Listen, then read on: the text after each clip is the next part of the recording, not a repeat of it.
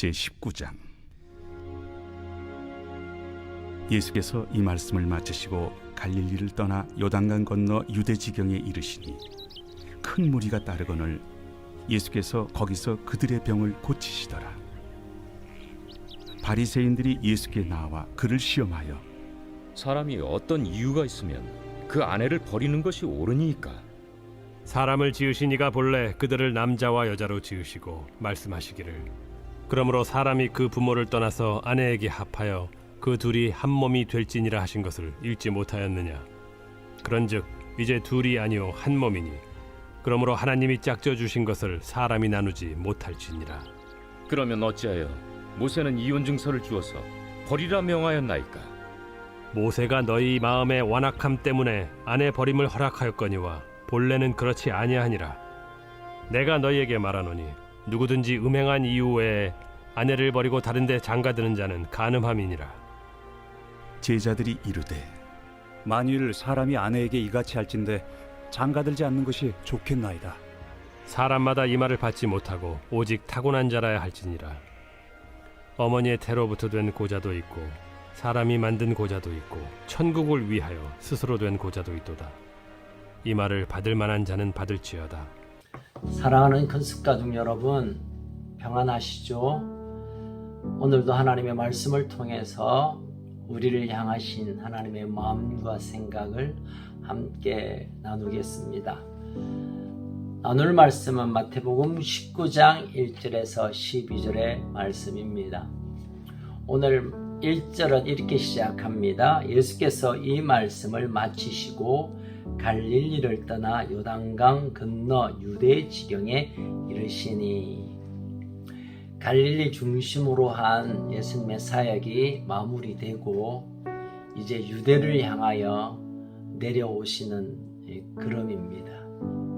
어쩌면 예수님의 이 갈릴리를 뒤로 한 이 걸음은 다시 갈릴리로 돌아오지 않는 유대를 향하여 십자가를 향하여 걸어가는 주님의 모습을 생각해 봅니다.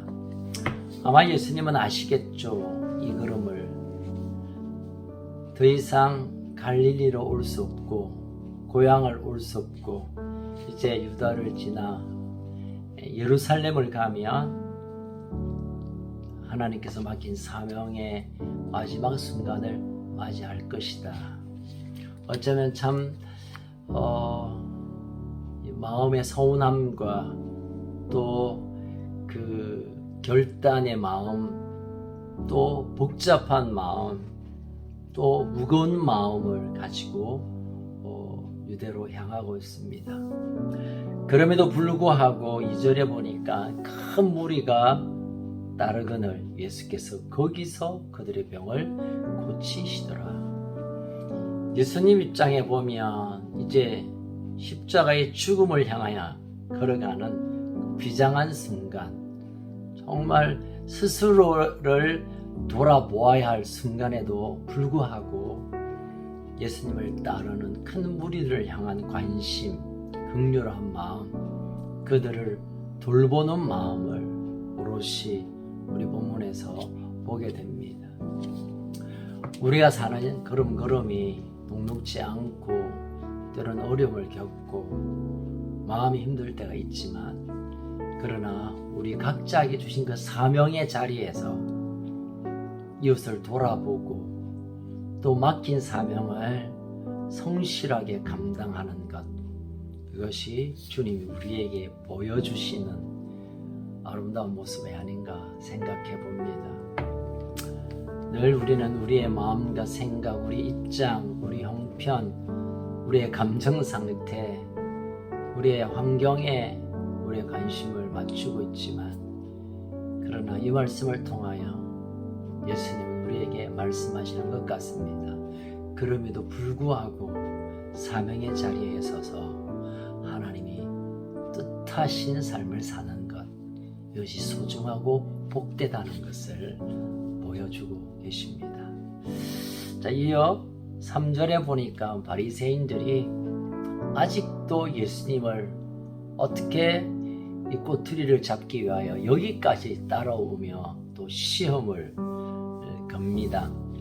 자, 사람이 어떤 이유가 있으면 그 아내를 버리는 것이 옳으니까 아내를 버리는 사건에 관해서 예수님께 좀 까다로운 질문을 하고 있습니다. 이 질문 속에는 몇 가지의 전제되는 이해가 좀 필요합니다. 신명기 24장 1절에 보면 사람이 아내를 맞이하여 데려온 후 그에게 수치되는 일이 발견되고 그를 기뻐하지 아니하면 이혼 정서를 써서 그의 손에 주고 그를 자기 집으로 보낼 것이요. 이혼에 관련된 율법의 말씀입니다. 그런데 이 말씀의 해석에 따라 좀 이해가 다르죠. 우리가 잘 알고 있는 이 율법의 두 학파가 있습니다. 고전적이고 진리 중심의 샴마이 학파는 이 수치되는 일은 간음으로만 규정을 하고 간음이 아니면 결코 이혼할 수 없다라고 주장하는 반면에 또 하나 샴마이 학파와 함께 비교되는 힐렐 학파가 있습니다. 이 힐렐 학파는 이 수치되는 일이란 이혼이 가능한 사유에 관해 아주 광범위하게 적용을 합니다. 다시 말하면 이 이혼을 자유롭게 할 수 있다는 것으로 이렇게 해석을 했습니다. 그러니 샴마이 학파와 힐렐 학파 소속의 율법학자들은 이 부분 수치되는 일에 관한 규정에 대해서 많은 논쟁이 있었습니다. 그러니 그 문제를 가지고 예수님께 또 까탈스럽게 질문을 하죠. 아내를 버리는 게 옳냐고. 여러분, 아내를 버리는 것은 정면적으로 하나님께서 창조 후에 남녀로 인하여 가정을 이루는 것에 위배되는 일입니다. 근데 신명 24장에 보면 버릴 수 있다고 하니 이 일에 대해 이렇게 하면 이렇게 저렇게 되다 보면 저렇게 꼬투리를 잡으려고 합니다. 이때 예수님이 4절에 대답하시죠. 사람이 지으신 이가 본래 그들을 남자와 여자로 지으시고 말씀하시기를 그러므로 사람이 그 부모를 떠나서 아내에게 합하여 그들이 한 몸이 될지니라 하심을 읽지 못했느냐. 창세기 2장 24절 하나님이 가정을 설계하신 그 내용을 그대로 답변하십니다. 결론은 하나님께서 가정의 설계대로 한 몸 되어 사는 것이 이것은 하나님이 지으신 가정의 계획이고 이게 가장 우선되는 법임을 예수님이 말씀합니다. 그리고 또 설명하시죠. 6절 그런즉 이제 둘이 아니여 한 몸이니 그러므로 하나님이 짝지어준 것을 사람이 나누지 못할 것이다. 그 어떤 이유라도 한 몸이 나누어지는 것은 하나님 뜻이 아니다 라고 하나님이 세우신 그 설계 그대로를 예수님이 다시 선포하고 있음을 봅니다. 저도 결혼식 주례를 맡으면 거의 이 말씀이 주제가 되고 또 주례의 내용이 됩니다. 그렇습니다. 하나님이 한 몸 되게 한 것을 사람이 나눌 수 없는 것입니다. 사람의 뜻보다 하나님의 뜻, 하나님의 결정, 하나님의 세우신 것을 우선적으로 하는 것, 이것이 하나님의 백성들의 결정이며 따라야 할 하나님의 법이라는 것을 예수님이 또 구체적으로 설명합니다. 이 바리새인들은 할 수만 있다면 이혼에 관한 한 뭔가 정당성을 주장하기 위하여 신명기 24장을 끄집어내어서 말하지만 사실은 이 신명기 24장 1절의 말씀은 이혼을 억제하고 상대적인 약자인 여성들, 피해자인 여성을 보호하기 위한 차원입니다. 어쨌든 한번 헤어지면 다시 증서를 주어서 집으로 보내어 결혼할 수 있는 그 가정의 보호를 받고 또 기회를 줄 수 있는 이런 긍휼에 또 사랑에 여인들을 돌보는 이런 뜻을 가진 이 규례를 율법학자들은 이혼의 정당성, 자기 욕심의 또 정욕의 아주 정당성을 가져오기 위한 그런 것으로 이용해 먹고 있는 것을 예수님이 보고 있다는 것입니다. 여러분, 하나님이 주신 약속의 말씀 그대로를 우리가 취하고 받고 말씀에 순종함이 중요합니다. 내 조건과 내 형편과 내 유리하게 또 다른 의도를 가지고 성경을 해석하고 적용하는 것은 상당히 문제일 뿐만 아니라 이단들이 하는 방법들입니다. 예수님은 말씀합니다. 오늘 8절에 보니까 본래는 그렇지 않다. 본래는 이혼하는 게 하나님이 원하시는 일이 아니다. 할 수만 있다면 여인들을 보호하는 것이다. 아니, 둘이 한 몸 되어 나누지 못하는 것이 본래 하나님의 뜻이라고 8절에서 말합니다. 이 본래라는 것은 하나님의 뜻이란 겁니다. 우리의 환경과 우리의 형편과 우리의 사정과 우리의 감정과 우리의 이해관계를 떠나 본래 하나님의 뜻이 우선되고 거기에 따라 결정하는 것이 하나님의 자녀들의 삶이어야 하는 것입니다. 요즘은 이혼이 그냥 상식처럼 용납되고 받아들여지는 시대를 살아가고 있습니다. 물론 더 이상 어찌할 수 없는 환경이 있겠지만 그럼에도 불구하고 우리의 둘의 관계보다 하나님이 이 사람을 만나게 했고 하나님이 우리를 한 몸 되게 했고 하나님이 우리와 함께 계신 하나님을 의존하는 하나님의 다스림을 존중하는 입장으로 우리가 들어간다면 때로는 우리의 아픔과 상처와 억울함과 실수를 용납하고 용서하고 더 깊은 하나됨으로 갈 수 있지 않겠나 그런 생각을 해봅니다. 아니 그래야만 합니다. 자, 그러하니까 10절에 보니까 제자들이 골치 아픈인데 장가 안 가는 게 좋겠습니다. 장가 가서 서로 마음이 안 맞고 또 어쩌다가 실수하고 이러면 깨어지기도 힘들고 그냥 안 갔으면 좋겠다 이러니까 예수님 11절에서 말합니다.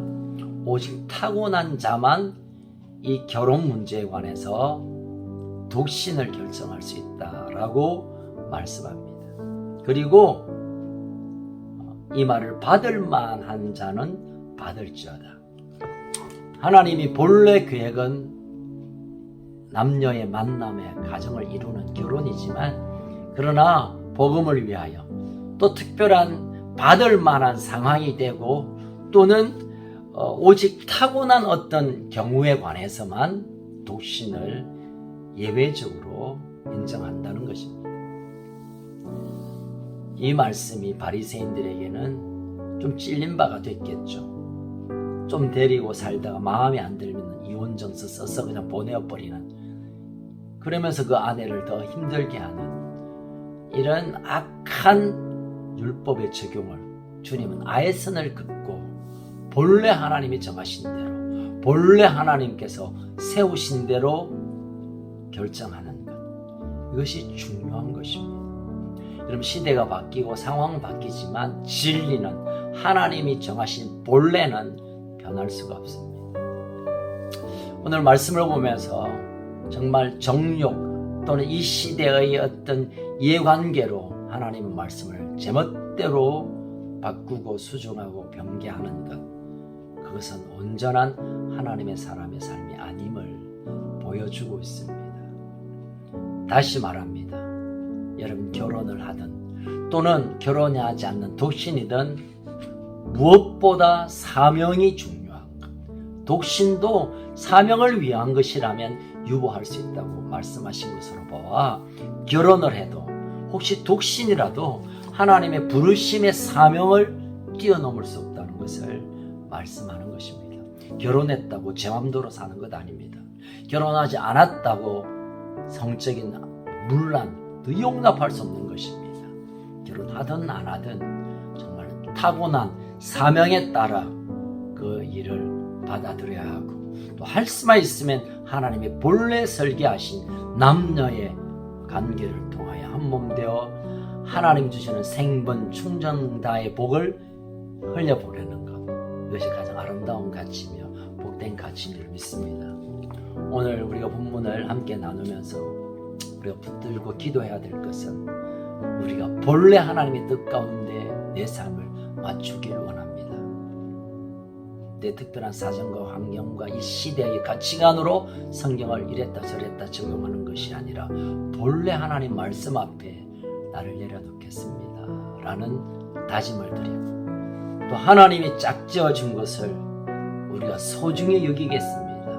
아내와 남편, 자녀들, 우리의 부모님들을 정말 소중히 여기는 마음으로 기도하는 이 복된 한날이 되기를 주의 이름으로 축원합니다. 함께 기도할까요? 살아계신 하나님 아버지, 십자가를 향하는 그 걸음 속에서도 그의 사랑하는 백성들을 위하여 긍휼과 사랑을 포기하지 않으셨던 주님의 아름다운 모습을 봅니다. 내가 힘들다고, 내가 괴롭다고, 내가 어렵다고 나의 사명을 멈추는 것이 아니라 하나님이 세우신 그 자리에 나의 마지막 호흡이 끝나는 순간까지 돌보며 섬기며 또 세우며 맡긴 사명을 감당하게 하여 주옵소서. 하나님께서 짝지어 주신 우리 아름다운 부부들을 하나님 축복하여 주옵소서. 물론 서로 맞지 않는 부분들이 있고 서로에게 오해가 있을지 모르겠지만 서로 용납하고 서로 받아들이고 용서함으로 우리가 더 이상 둘이 아니라 한 몸임을 알고 소중히 여기며 더 사랑하며 하나님의 뜻을 이루어드리는 우리 부부, 또 우리의 모든 가정들이 되게 하여 주옵소서. 하나님, 오늘 한날 우리가 부부를 더 사랑하는 한날로, 하나님이 짝지어 주신 배필로 우리 서로를 바라보게 하시고, 우리 자녀를 향하여 내 아들 내 딸이 아니라 하나님의 아들 딸을 우리에게 맡긴 것으로 알고 잘 돌보고 섬기고 키우고 사랑하는 복된 아름다운 가정 되게 하여 주시옵소서. 오늘도 주님 이끄시는 뜻대로, 본래 하나님의 뜻대로 살아드리기로 결단하고, 본래 하나님이 우리를 향하신 뜻을 붙드는 그런 복된 한날 되게 하여 주시옵소서. 우리를 끝까지 사랑하시는 예수님 이름으로 기도합니다. 아멘. 오늘도 승리하는 복된 한날 되시기를 축복합니다.